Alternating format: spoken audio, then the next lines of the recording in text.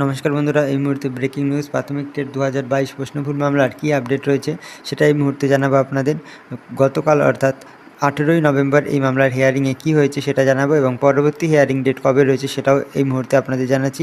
Expert committee formation নিয়ে কী রায় এলো গত 18 তারিখের যে আপডেট প্রাথমিক টেট 2022 প্রশ্নভুল মামলার, সেটা সঙ্গে সঙ্গে ফাইনাল জাজমেন্ট কবে আসবে সে বিস্তারিত তথ্য এই মুহূর্তে জানাবো। যারা এখন এই চেষ্টা করুন সাবস্ক্রাইব করুন, অবশ্যই চ্যানেল সাবস্ক্রাইব করুন এবং পাশে রাখা বেল আইকন ক্লিক করুন যাতে কোনো আপডেট মিস না হয়। এবারে দেখুন বিস্তারিত। আপনি চ্যানেলে নতুন হয়ে থাকলে অবশ্যই চ্যানেলে একটি লাইক ক্লিক করবেন যাতে কোনো আপডেট। খুব অল্প নম্বরের জন্য এই মামলায় ফেল করে থাকেন তাহলে অবশ্যই মামলায় যুক্ত হয়ে যান।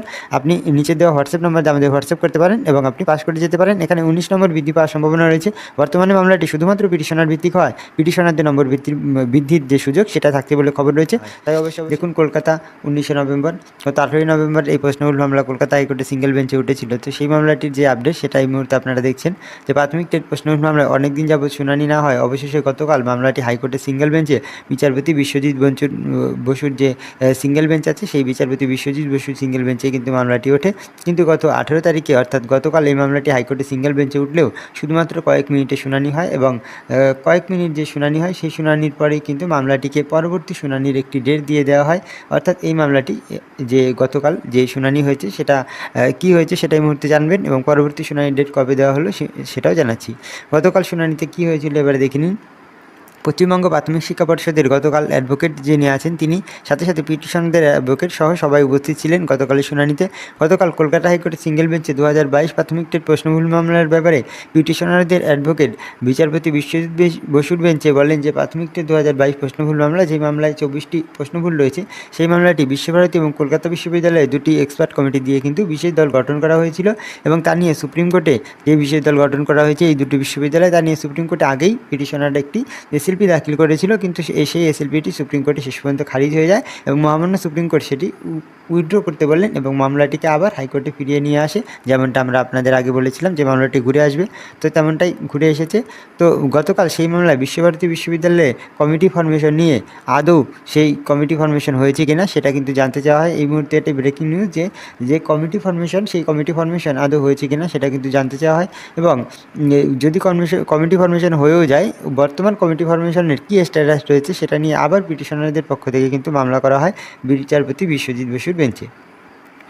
তাই পিটিশনারদের যে পক্ষ, সেই পিটিশনারদের পক্ষ থেকে এটা জানতে চাওয়া হয় যে এক্সপার্ট কমিটি ফরমেশন করতে সত্যিই কি এত সময় লাগে নাকি, এটা কিন্তু গতকাল জানতে চাওয়া হয় এবং এত সময় কেন লাগছে এবং এটা বলা হয় এই 24টি প্রশ্নভুল বের করতে কেন এত সময় লাগে, এটাও কিন্তু পিটিশনারদের পক্ষ থেকে হাইকোর্টের বিচারপতির কাছে জানতে চাওয়া হয় এবং বিচারপতি এই বিষয়ে যখন এই নিয়ে রিপোর্ট তলব করা হয়েছে আগেই আমরা জানি, তো বিচারপতি গতকালকেও এটা উল্লেখ করেন যে আগের হিয়ারিংয়ের যে মত, সেই আগের হিয়ারিংয়ের মত অনুসারে আজকে জানানোর কথা ছিল যে কতদূর সেই কাজ এগুলো, অর্থাৎ যে এক্সপার্ট কমিটির নিয়োগ সে কতদূর হলো, সেই মতেই আজকে শুনানি হয়। আপাতত খবর যে পর্ষদের পক্ষ থেকে একজন এক্সপার্ট কমিটি থাকবে এবং বিভিন্ন বিশ্ববিদ্যালয় যে আছে বিশ্ববিদ্যালয়গুলি থেকে প্রতি সাবজেক্ট ভিত্তিক একটি এক্সপার্ট থাকবে।